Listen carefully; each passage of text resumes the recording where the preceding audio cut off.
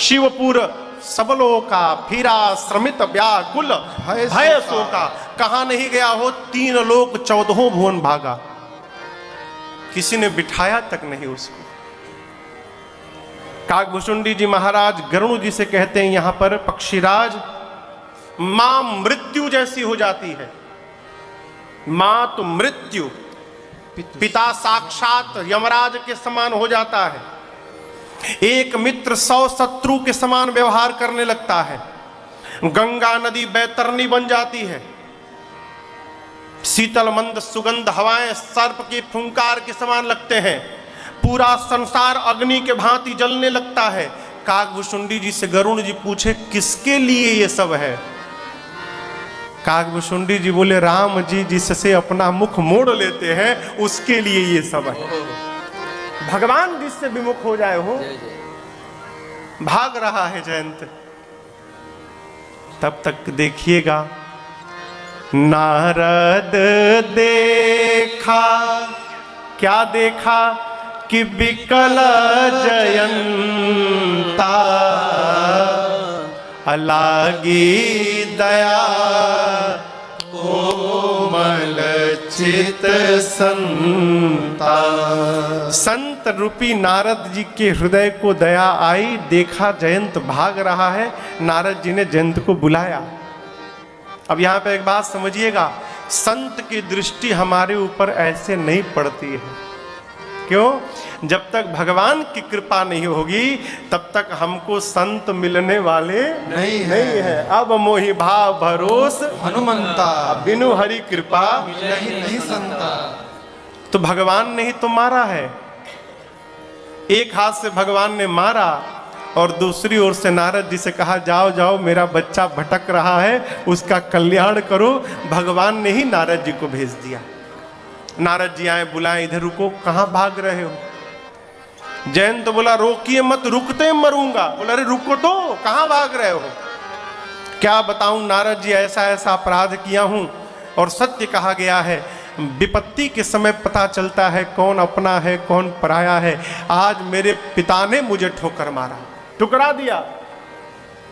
नारद जी हंसे, बोले मूर्ख, दुनिया मारती है तो राम जी बचा लेते हैं, तुझे तो राम जी ने मार दिया, तुझे कौन बचाने वाला मिलेगा? और क्या बोले, ये ब्रह्मास्त्र मारने आया है, ये तुमको मारने नहीं आया। जयंत ने कहा दौड़ा मुझे रहा है कि आपको? मेरे पीछे पड़ा है ना, सुबह से भाग रहा हूं। नारद जी बोले यही तो बात है, यदि मारना होता तुम पिताजी के सामने खड़े भय थे वहीं मार देता। ब्रह्मधाम में ब्रह्मा जी के सामने खड़े भय वहां मार देता, लेकिन नहीं मारा। जानते हो क्यों? जब जब तुम खड़े होते हो पीछे ये भी रुक जाता है। जयंत बोला मारना नहीं है तो दौड़ा क्यों रहा है? नारद जी बोले वो तुमसे कुछ कहना चाहता है। जयंत, ब्रह्मांड में जहां भी जाओगे मुझसे तुम बच नहीं पाओगे। यदि मुझसे बचना चाहते हो तो जिन राम जी ने मुझे तुम्हारे पीछे छोड़ा है उन्हीं राम जी की शरण में चलो, मैं तुम्हारा बाल बांका नहीं करूंगा। ये तुमको बुला के ले जाने आया है, वापस जाओ। पठवा तुरंत राम, कोई देरी नहीं, सीधे भेजा, तुरंत जाओ राम जी के पास। जयंत पहुंचा, मेन गेट से लौटाने लगा हो, त्राही दयाल रघुराई। गिर गया, क्षमा करिए, कृपा करिए, त्राहि माम प्रभु। भगवान ने उठाया, क्यों मारे तुम? प्रभु आपका प्रभाव देखना था, दिखाई पड़ा। जितना सोचा नहीं था उससे अधिक दिखाई पड़ गया। जो देखने आए थे देख लिए, फिर क्यों लौट कर आए हो? प्रभु पहली बार आपका प्रभाव देखने आया था नाथ, अब आपका स्वभाव देखने आया हूं प्रभु। पता चला है कितना भी बड़ा कोई अपराध कर दे, आपकी शरण में आ जाए तो आप उसे क्षमा कर देते हैं। आया तेरी। जीवन में सदैव इस बात का ध्यान रखना कि जो तुमसे जुड़ रहा है वो तुम्हारे प्रभाव को देखकर तुमसे न जुड़े, वो तुम्हारे स्वभाव को देखकर तुमसे जुड़े। हमने पूछा है क्या ऐसा क्यों सरकार? बोले जो तुम्हारे प्रभाव के साथ जुड़ेगा ना, तर्केश्वर भैया, आपको विशेष अनुभव हो रहा है, आपके प्रभाव को देखकर जो आपसे जुड़ेगा वो तभी तक आपके साथ है जब तक आपका प्रभाव है। जिस दिन प्रभाव समाप्त भया, दिया लेकर ढूंढने से कोई दिखाई देने वाला नहीं है माई बाप। क्यों? वो प्रभाव था इसलिए था। और जो आपके स्वभाव को प्रेम करके आपके साथ जुड़ा है माई बाप, वो मरते दम तक आपके साथ रहेगा। क्यों? स्वभाव बदलने वाला नहीं है, वो लगा रहेगा। जयंत ने यही तो जाकर कहा, प्रभु मैं स्वभाव सुन के आया हूं। ऐसा सुंदर, हमारे पूज्यपाद गुरुदेव भगवान गाते हैं इसको, ऐसा सुंदर स्वभाव कहाँ पाया राघव जी तुम्हें, ऐसा किसने बनाया हो राघव जी तुम्हें, ऐसा किसने बनाया। भगवान का स्वभाव आए शरण तजाऊं नहीं ताहू। राम जी का जय घोष है, करोड़ों ब्राह्मणों की हत्या करने के बाद भी यदि वो मेरे शरण में आ गया तो मैं उसका त्याग नहीं करूंगा।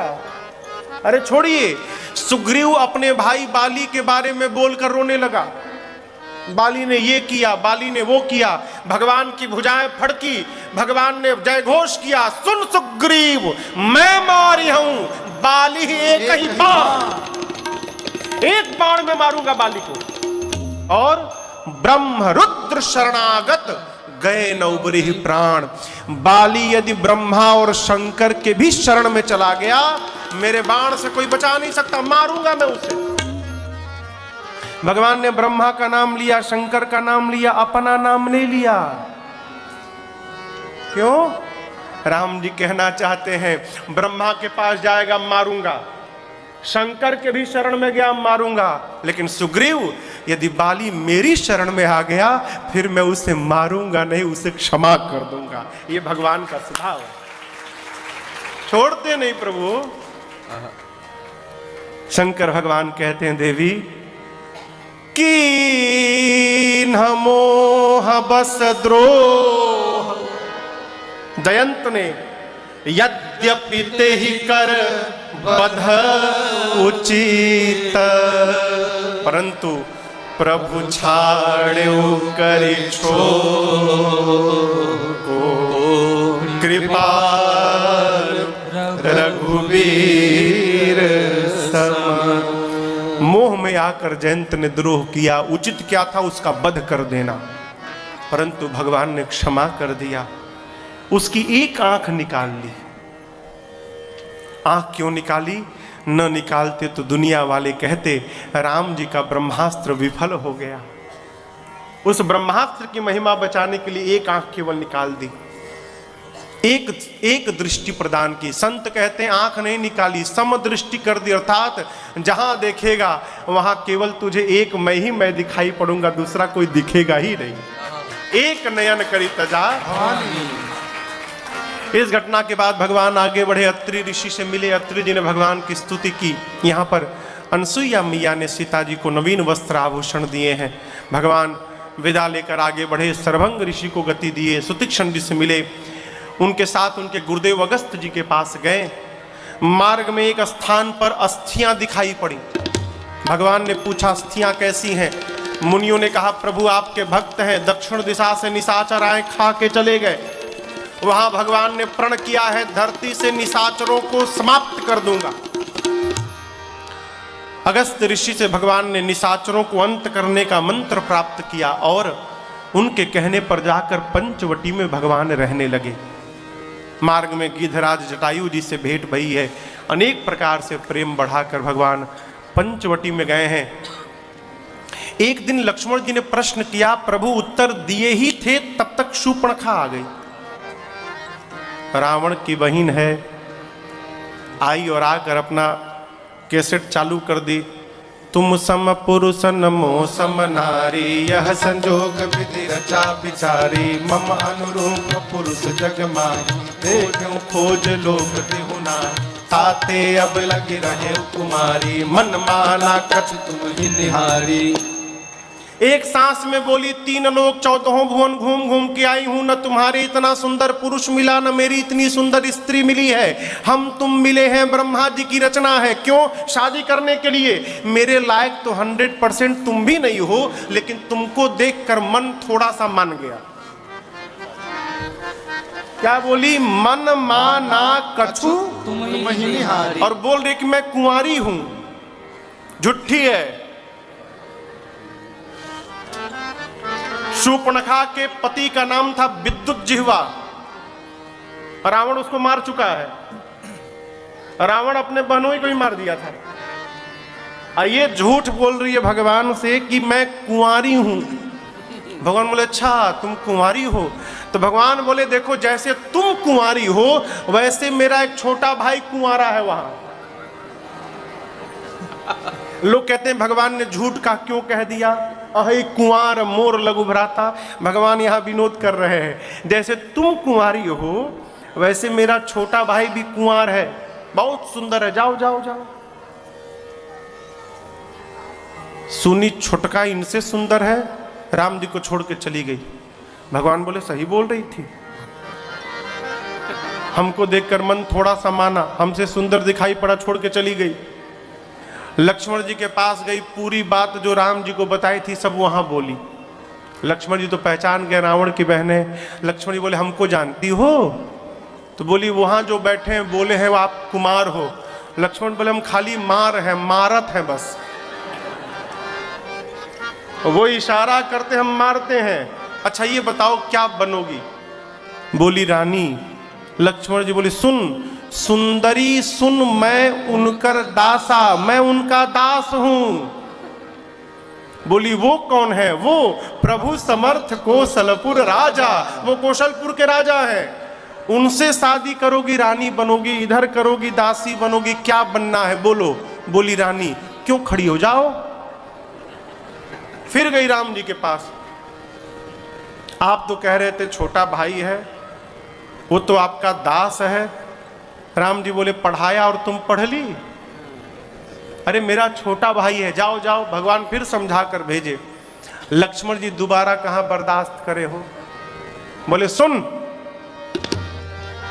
शादी करना है तुम्हारे साथ वही विवाह करेगा जो लज्जा को तिनके के समान त्याग करके बैठा है। अरे इतना अपमान! विकराल रूप धारण करके दौड़ी सीता मैया की ओर। भगवान ने देखा मां को भयभीत। लक्ष्मण भैया को भगवान ने इशारा किया, लक्ष्मण क्या काट दो, क्या काट दो? वो लक्ष्मण जी समझ गए क्या काटना है। लक्ष्मण अति लाघव सो नाक काल बिनु ताके कर रावण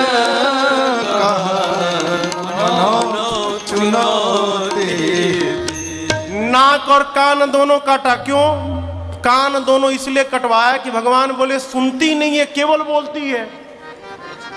जब सुनना ही नहीं है तो कान क्यों रखेगी? कान काटो इसका। नाक कह रही थी मेरे से सुंदर कोई नहीं है, नाक काट के इसको बताओ सुंदरता क्या होती है। सब सुंदरता नकील है हो। नाक बिगड़ी ना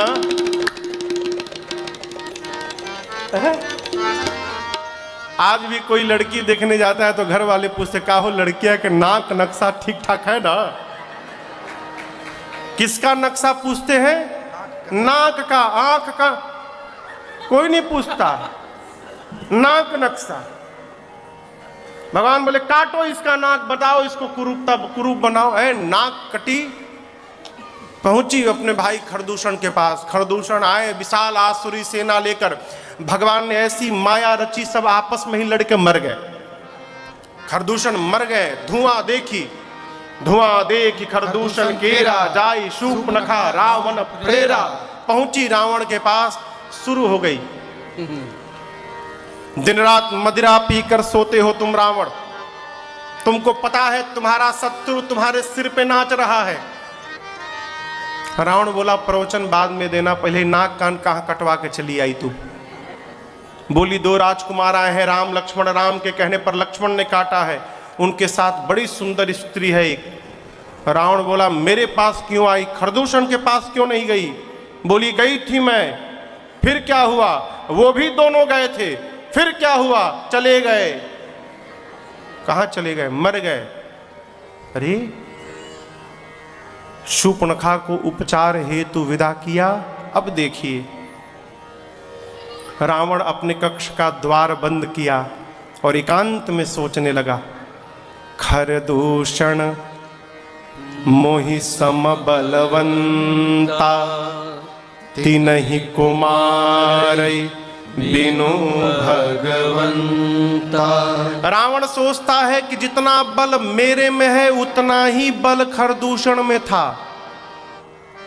भगवान को छोड़कर दूसरा कोई मार नहीं सकता। खरदूषण मर गए, इसका अर्थ है भगवान ने अवतार ले लिया। अब रावण बेचैन, भगवान अवतार ले लिए, रावण तुमको भी मुक्त होना है। एक काम करो, शुरू करो भजन, माला उठाओ, भजन शुरू करो आज से। फिर सोचता है होई भजन तामस देहा, मन क्रम बचन मंत्र दृढ़ एहा। रावण सोचता है मेरा तामसी शरीर है, मैं तो भजन कर ही नहीं पाऊंगा। अब भगवान आए हैं, उद्धार भी कराना है। निर्णय करता है भजन नहीं कर पाऊंगा तो क्या हुआ, युद्ध करूंगा।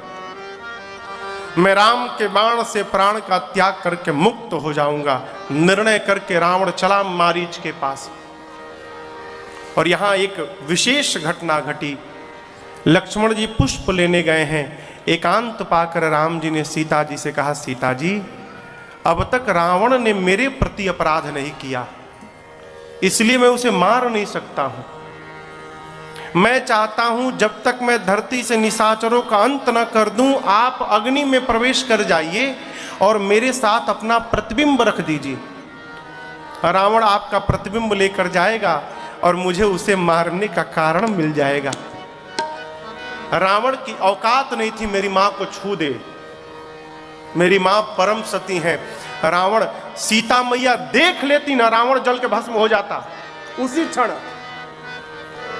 सीता मैया क्रोध की दृष्टि से एक बार देख लेती, रावण जल के भस्म हो जाता। भगवान ने सीता जी से कहा तुम पावक महु करहु। मां भगवान को प्रणाम करके अग्नि में जाकर बैठ गई। अग्नि में क्यों बिठाया?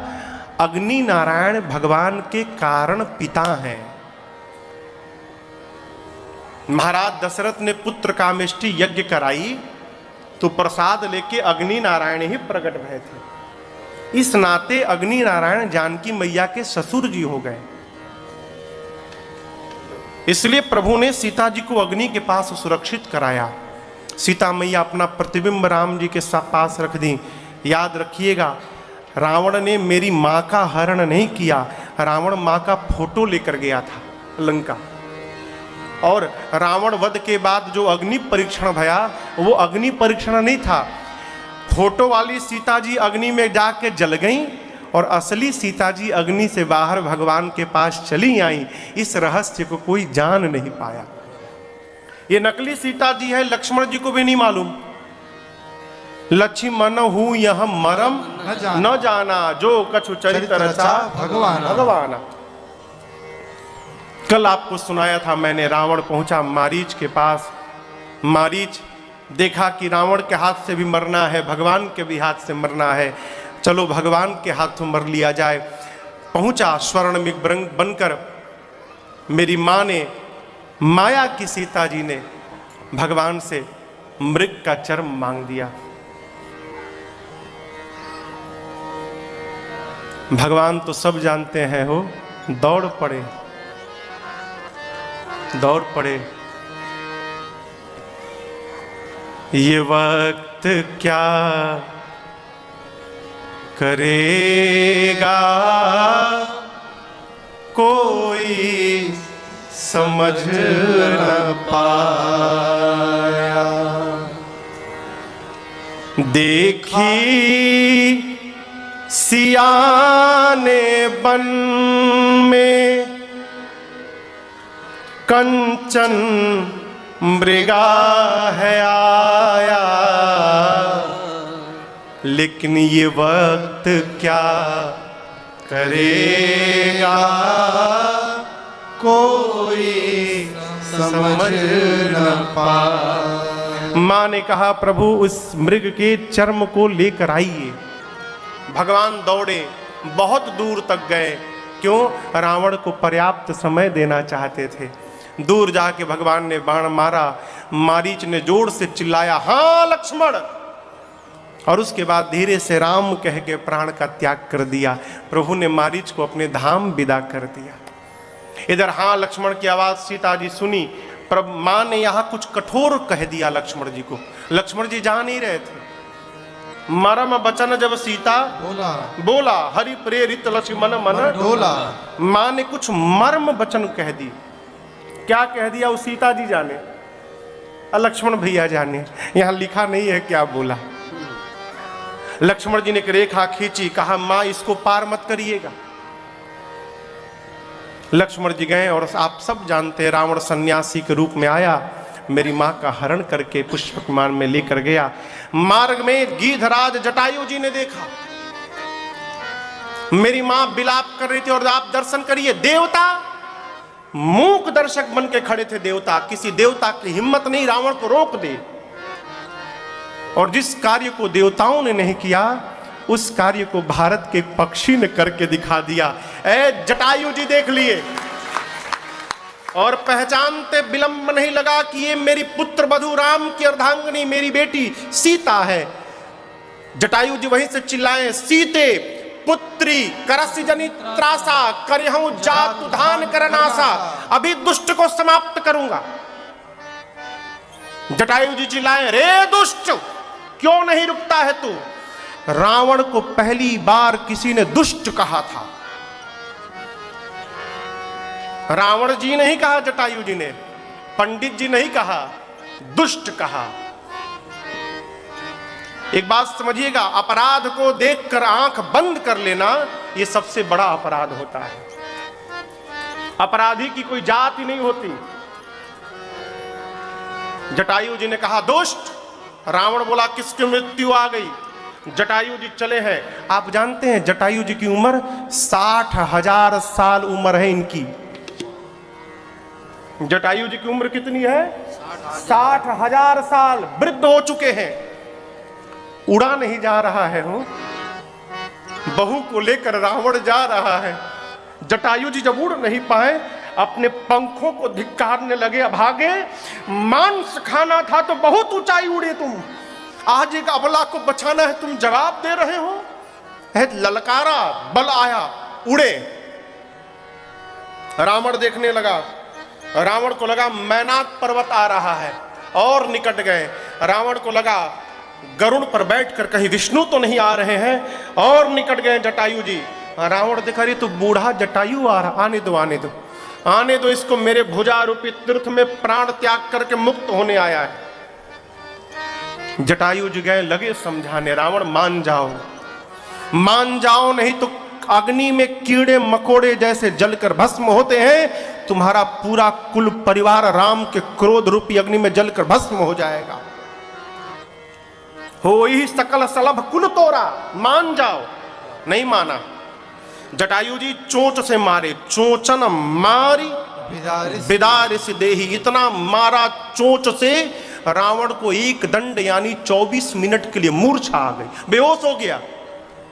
रावण के बाल को जटायु जी ने पंजे से पकड़ा, उठाया, पुष्पक विमान से नीचे पटक दिया और जाकर वहीं बैठ गए उसके बगल में।